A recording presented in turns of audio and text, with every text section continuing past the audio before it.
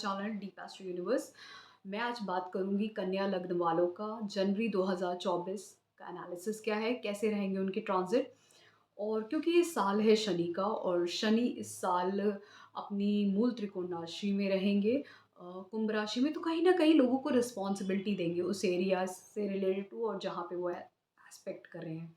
और आप किस तरीके से रिस्पॉन्सिबिलिटी लेते हो ये बहुत ज़्यादा मायने रखता है इस साल के लिए। तो शनि प्रधान साल है, शनि अपने मूल त्रिकोण में है, तो कहीं ना कहीं आपको बर्डन फील होगा, लेकिन वो आपको अपलिफ्ट करने आए हैं सबको उस एरियाज़ में। बहुत अच्छा है, आप उसको यूटिलाइज़ करो। तो कन्या लग्न वालों के लिए मैं बोलूँगी कि शनि आपके छठे भाव में रहेंगे अपनी खुद के साइन में, और उनके सप्तम भाव में आपके राहु रहेंगे और अष्टम भाव में बृहस्पति। तो शनि छठे भाव से अष्टम भाव के बृहस्पति को देखेंगे, अष्टम भाव को देखेंगे, तो कहीं न कहीं आपके अष्टम भाव की प्रॉब्लम्स को कहीं न कहीं कंट्रोल भी कर लेंगे। मतलब अगर प्रॉब्लम्स आ रही थी, दिक्कतें आ रही थी, तो उनको कंट्रोल भी कर लेंगे, ठीक है? और उसके बाद इनकी एक दृष्टि जाएगी 12वें भाव में, तो खर्चे भी जो हो रहे थे तो उसको भी कंट्रोल कर लेंगे। शनि अगर कोई खर्चा हो रहा है 12वें घर का, तो चीज़ों को थोड़ा कंट्रोल करते हैं। चीज़ों को कंट्रोल करना, रिस्पॉन्सिबल बनाना, मैनेज करना चीज़ों को, ये सब शनि सिखाते हैं। हार्ड वर्क करना, प्रैक्टिकल होना, चीज़ों को कैसे मैनेज करना है, कंट्रोल कैसे करना है, ये सब शनि सिखाते हैं। तो जहाँ-जहाँ उनकी दृष्टि जाती है, वो उन सब चीज़ों को कंट्रोल करते हैं, मैनेज करवाते हैं, आपको हार्ड वर्क करने की तरफ ले जाते हैं उस पर्टिकुलर एरिया में जहाँ पे बैठे होते हैं। तो ये सब चीज़ें करवाएँगे और फिर 10वीं दृष्टि उनकी जाएगी आपके तीसरे भाव में। तो कहीं न कहीं आपके ट्रैवल्स भी होंगे, छोटे शॉर्ट डिस्टेंस ट्रैवल, और कहीं न कहीं आपके कम्युनिकेशन पे भी कंट्रोल होगा आपका। और आपके छोटे भाई-बहनों के साथ भी आपके बॉन्ड में एक रिस्ट्रिक्शन आपको दिखेगी। तो ये सब चीज़ें होंगी। फिर बुध की बात करें तो बुध वृश्चिक राशि में होंगे, और क्योंकि आपकी लग्न राशि बुध की है और आपके दसम भाव में बुध की राशि आती है, और आपके वृश्चिक राशि तीसरे भाव में रहेंगे, वहाँ से बुध आपकी शुरुआत कर रहे हैं। तो इस पूरे साल आपको जो ध्यान रखना है वो अपने कम्युनिकेशन स्किल्स का ध्यान रखना है, क्योंकि तीसरे भाव में है, कैसे कम्युनिकेट कर रहे हो लोगों के साथ, ये पूरे साल आपको ध्यान रखना है। और आपको अपने शॉर्ट डिस्टेंस जो आप ट्रैवल करोगे उस पे ध्यान रखना है।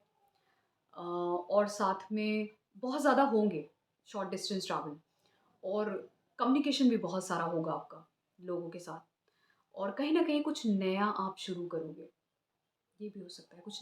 कुछ नई शुरुआत भी होगी आपकी इस साल। तो इस तरीके की चीज़ें हैं, और फिर वृश्चिक राशि के बाद ये 7 जनवरी को धनु राशि में चौथे भाव में जाएँगे। तो चौथे भाव में जाएँगे तो ये कहीं न कहीं आपको ये दिखाता है कि आप खुद घर से बैठ के कोई नया करियर शुरू कर सकते हो, नया कार्य शुरू कर सकते हो, घर पे रह के वर्क फ्रॉम होम जैसा। ये भी पॉसिबिलिटी दिखती है, इसकी महादशांतरी प्रत्यंतर होगा। नहीं भी है तो ये आपके लग्न का स्वामी है, और ये आपके साल का पैटर्न बताता है। हुँ, तो ये सब चीज़ें आपके लिए बहुत इम्पोर्टेंट है।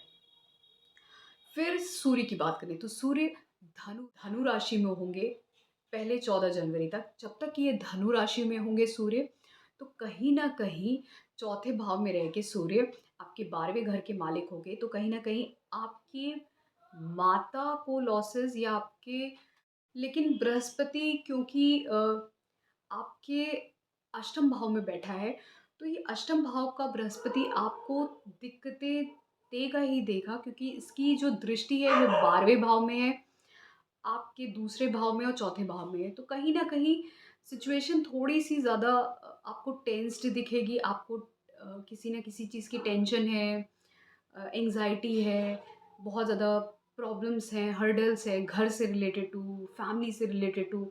तो कहीं न कहीं आप अकेला फ़ील करोगे, लॉस्ट फ़ील करोगे, डिप्रेस्ड फ़ील करोगे, ये सारी चीज़ें होंगी। तो ये सारी सिचुएशन दिखती है। लेकिन जब बृहस्पति अप्रैल को चला जाएगा आपके नवम भाव में वृषभ राशि में, तब आपके लिए चीज़ें बेहतर हो जाएँगी।